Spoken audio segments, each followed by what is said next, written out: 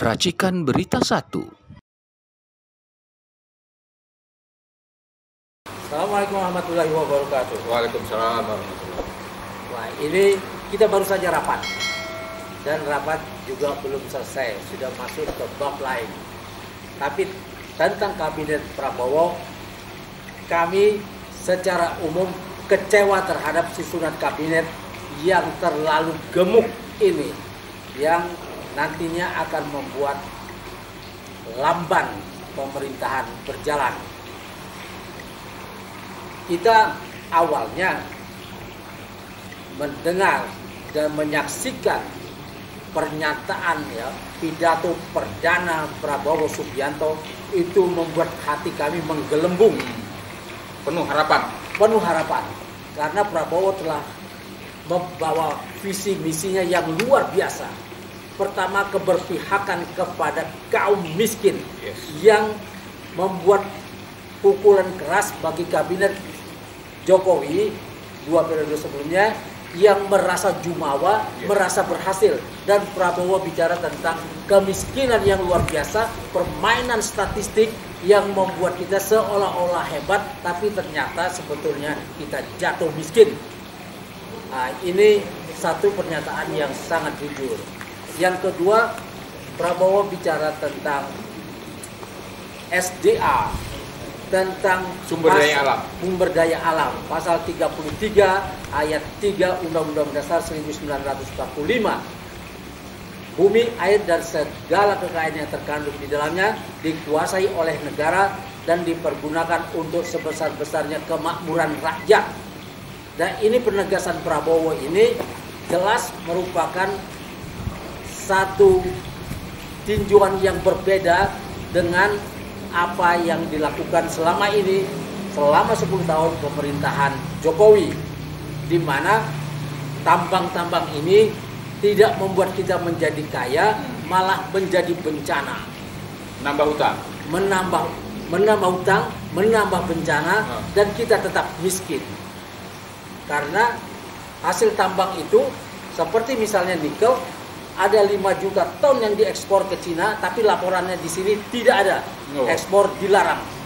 Itu seperti dilaporkan oleh abang kita Faisal Basri yang menelusurinya sampai ke Cina.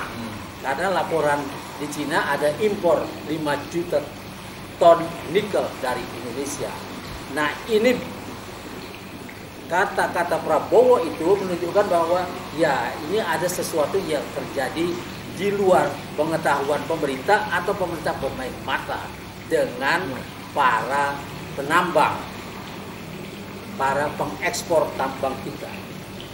Nah, inilah yang membuat kita melihat susunan kabinet yang dibangun Prabowo ini mengecewakan. Karena apa? Karena ketika dia bicara tentang rakyat, bicara tentang sumber daya, bicara tentang kemiskinan, tapi yang diangkatnya adalah menteri-menteri lama yang dulu kita boleh bilang terlibat dalam kehancuran negara ini, dalam kebangkrutan negara ini, dalam kemiskinan rakyat ini, di mana penipuan itu berjalan. Kita bahkan Prabowo juga seperti bicara tentang kemungkinan dia akan membuat devisa kita bisa dikontrol. Ini satu hal yang sudah berapa kali saya ungkap dalam video-video saya, dalam pertemuan-pertemuan politik bersama para aktivis dan intelektual kampus, forum aksi dan lain sebagainya, bahwa ada sesuatu yang harus dilakukan kalau ingin negara ini menjadi kaya, menjadi rakyat yang menjadi tuan di negerinya sendiri. Sekarang kita bahkan boleh diusir dari kampung-kampung kita karena Jokowi bersama kabinetnya yang sekarang dipakai lagi oleh Prabowo, orang-orangnya itu telah membuat undang-undang Omnibus Law yang mengizinkan pengusiran rakyat dari kampung-kampung mereka yang mengandung tambang, yang strategis, yang kaya raya. Dan ini menimbulkan kemiskinan baru. Nah, yang seperti inilah yang membuat kita melihat kabinet yang begitu gemuk itu akan membuat Prabowo justru lumpuh. Justru tidak bisa melakukan hal-hal yang baru. Karena seperti bebek lumpuh dong. Seperti bebek lumpuh, lamdak, karena memasang orang-orang lama yang terlibat dalam semua kerusakan ini. Ya, bagaimana mau memberantas korupsi kalau orang-orang itu ada di sana? Bagaimana mengontrol devisa kalau Sri Mulyani masih dipakai sebagai Menteri Keuangannya yang dia menolak melakukan kontrol devisa? Ini akan menjadi 4 periode di Kalimantan 20 tahun, bayangin aja. Nah itu, ini Bang Juju ini juga dari Forum Aksi, ya, yang memimpin Forum Aksi, ahli hukum, pengacara yang biasa membela kaum miskin. Amin. Nah, sekarang ini dia melihat hal yang sama, ya. Dia melihat bahwa ini melumpuhkan kabinet yang dibangun oleh Prabowo ini. Lebih banyak usulan Jokowi masuk, artinya independensi, ya, artinya hak prerogatif presiden itu dikacaukan oleh tekanan Jokowi, dikebiri. Mungkin caranya halus sehingga Prabowo tidak tahu bahwa dia sedang diarahkan untuk memasang orang-orangnya Jokowi yang justru nanti akan mempersulit dirinya. Mungkin Mas Juju ada tanggapan atau ada sesuatu yang mau disampaikan juga? Silakan. Assalamualaikum warahmatullahi wabarakatuh. Terima kasih rekan saya Ishak Latif. Ya, kami ini dari Forum Aksi. Ya, kepanjangannya adalah Forum Alumni Kampus seluruh Indonesia.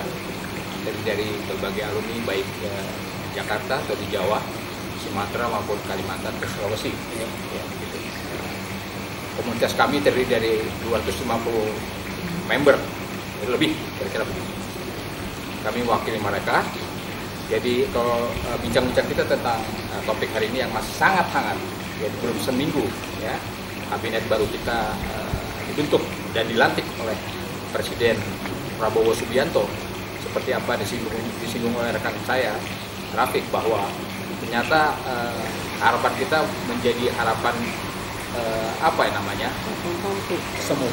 Ya, betul, harapan semu yang tadinya kita sudah berharap sedemikian besar terhadap kabinet Prabowo yang baru ini, tapi nyatanya, faktanya seperti diungkap oleh rekan saya tadi, bahwa susunan kabinet yang boleh dikatakan sebagai kabinet gemuk, gitu, kabinet gendut, gitu kan, dimana kabinet Soekarno saja kan bisa itu cuma sekitar 100 orang. Nah, sementara yang sekarang ini 100 orang lebih, begitu ya. Dan kalau kita bandingkan negara maju, apakah itu Amerika, apakah itu Cina, apakah itu Australia, mereka itu rata-rata paling banyak sekitar 50 sampai 60 orang saja. Jepang cuma 14. Nah, dan Amerika juga 14. Jauh sekali perbandingan. Nah, kita melihat seperti itu faktanya.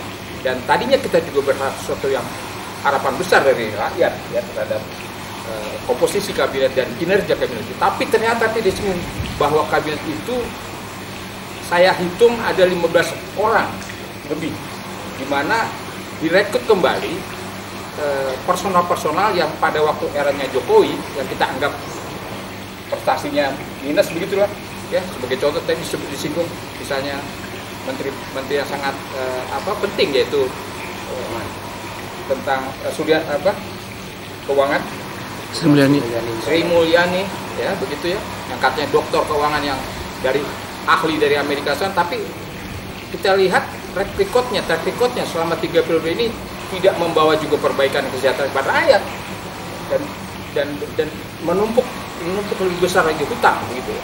Dan harapan apa yang kita akan taruh di pundaknya Sri Mulyani ke depan ini, begitu. Itu contoh lagi, dan tentu banyak lagi menurut kita adalah personal yang sungguh tidak mumpuni tadinya kita harapkan untuk periode kabinet Prabowo ke depan. Dan kita melihat seperti ada apa ini dengan presiden baru kita, seorang Prabowo. Kok tampaknya ada tanda kutip, ada tangan-tangan istilahnya tangan-tangan yang terselubung, invisible hand, bahasanya begitu. bahasa kerennya begitu. Dalam pembentukan kabinet ini sampai 1-2 hari sebelum diumumkan pun juga masih ada perubahan.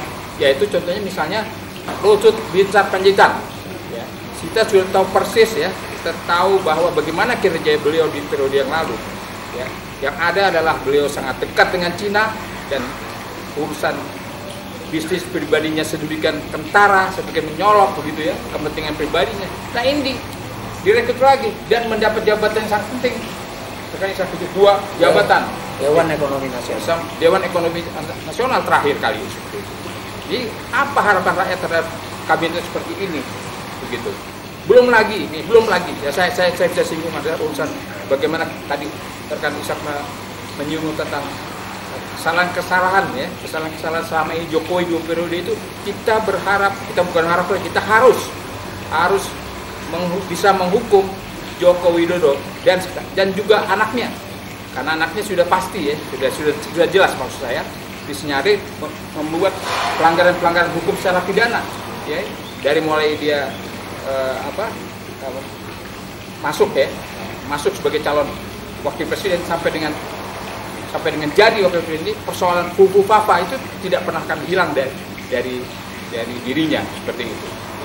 Ini target buat rakyat Indonesia, terutama buat kita aktivis adalah bagaimana Joko Widodo tetap menjawab sehingga bisa dihukum, termasuk juga bagaimana anaknya, putranya si Gibran ini begitu.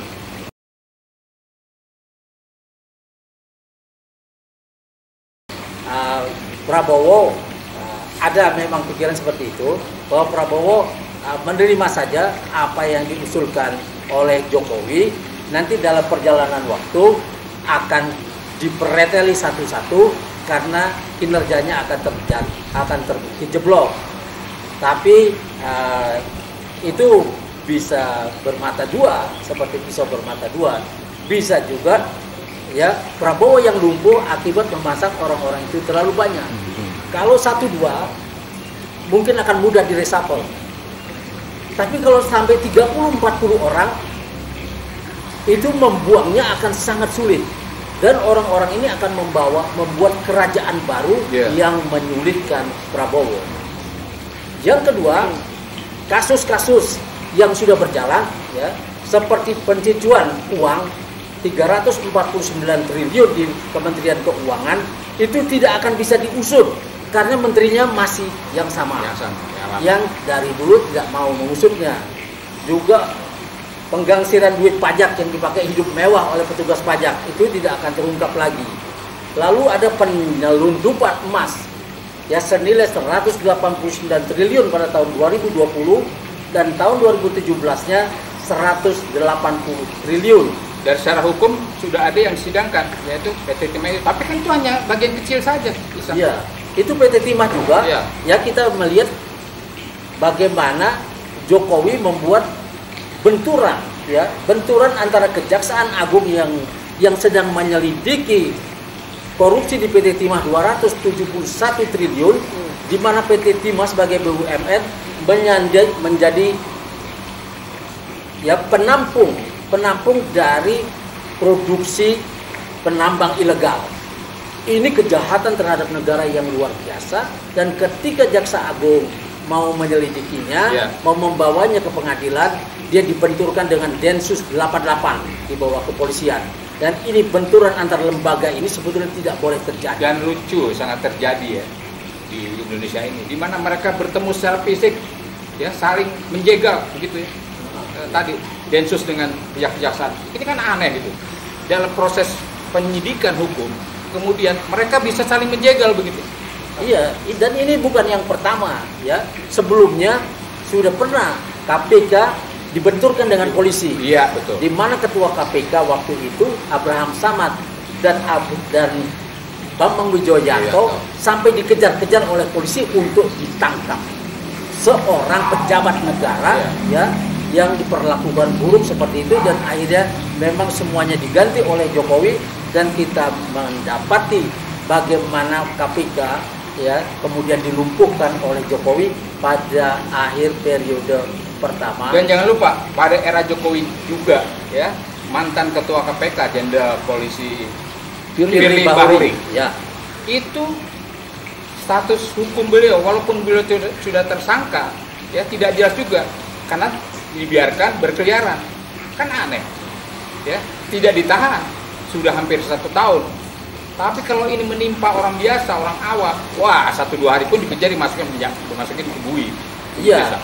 Dan itu juga ketika memplot Firly Bahuri yang sudah ditolak oleh masyarakat, oleh kaum intelektual, ya, waktu dia diplot menjadi ketua KPK, itu orang sudah menolaknya, ya karena dia terbukti pernah menghancurkan barang bukti. Nah, orang seperti ini menjadi ketua KPK, dan kemudian ketika dia punya kasus, dia tidak ditangkap dan dia bisa merusak barang bukti juga. Nah, sebetulnya harus ditangkap dalam urusan ini. Nah, inilah pelajaran yang sudah diberikan pemerintahan Jokowi selama 2 periode. Iya. Sangat berbahaya bila ini kemudian dilanjutkan. Jadi zaman Jokowi ini membuat semua ilmu yang telah dipelajari oleh mahasiswa kita, semua sistem ketatanegaraan jadi rusak, ya, oleh sarjana kita, oleh para doktor kita hancur. Semua literatur menjadi tidak berlaku karena semuanya boleh dirusak sedemikian rupa. Ya, konstitusi negara boleh dirusak dalam urusan bagaimana membuka jalan buat Gibran misalnya untuk menjadi cawapres. Itu dimainkan sedemikian rupa. Kemudian Kaisang yang kemudian digagalkan oleh MA, tapi sudah ada percobaannya. Ya, betul. Dan yang lain-lain juga seperti itu. Bagaimana semua yang dipelajari di kampus itu menjadi tidak berlaku. Dan orang-orang mulai menyenangi untuk mengangkat anak-anaknya. Hampir semua partai akhirnya membangun satu sistem baru yang namanya sistem dinasti. Dan ini akan membuat seluruh orang di dunia ketawa, ya, terpingkal-pingkal terhadap Indonesia yang mundur 1000 tahun. Silakan. Iya. Sebagai contoh tadi disinggung seorang Kaisang, baru 1 hari, ya, bisa dilantik atau disumpah sebagai wakil presiden, sudah bisa menerima perwakilan negara lain, yaitu Perdana Menteri Cina dan Korea, begitu ya. Beliau seolah-olah menyalip, gitu kan, posisi Presiden Prabowo. Ini ada apa sebetulnya? Ya, hal-hal seperti ini yang perlu kita amati, ya, begitu ya. Seorang wakil presiden yang baru saja dilantik 1 hari sudah diberikan peluang untuk itu. Dan di mana peran Prabowo Subianto dalam hal ini? Ini kemudian yang paling penting lagi, ya, saya ulangi lagi bahwa kasus Joko Widodo, kasus hukumnya, ya, terhadap kinerja pemerintah selama 10 tahun ini, dan kasus anaknya, ya, Gibran Rakabuming Raka itu, ya, jangan dilupakan, ya. Itu di depan mata kasus itu, dan yang bersangkutan harus diusut secara hukum, tanpa pandang bulu, tanpa pandang waktu, harus secepatnya diusut, begitu. Nampaknya ini menjadi tuntutan umum, ya, seluruh masyarakat Indonesia menginginkan Jokowi, ya, Presiden ke-7 Republik Indonesia, harus ditangkap, ya, walaupun masa jabatannya sudah selesai, karena memang tidak ada tempat untuk mempertanggungjawabkannya itu di MPR. MPR tidak menjadi lembaga tertinggi lagi, maka dia harus ditangkap menurut seluruh sivitas akademika, para doktor, para alumni perguruan tinggi, dan masyarakat secara umum, kaum aktivis menginginkan Jokowi ditangkap dan di penjara, diadili. Sekian. Wassalamualaikum warahmatullahi wabarakatuh. Terima kasih.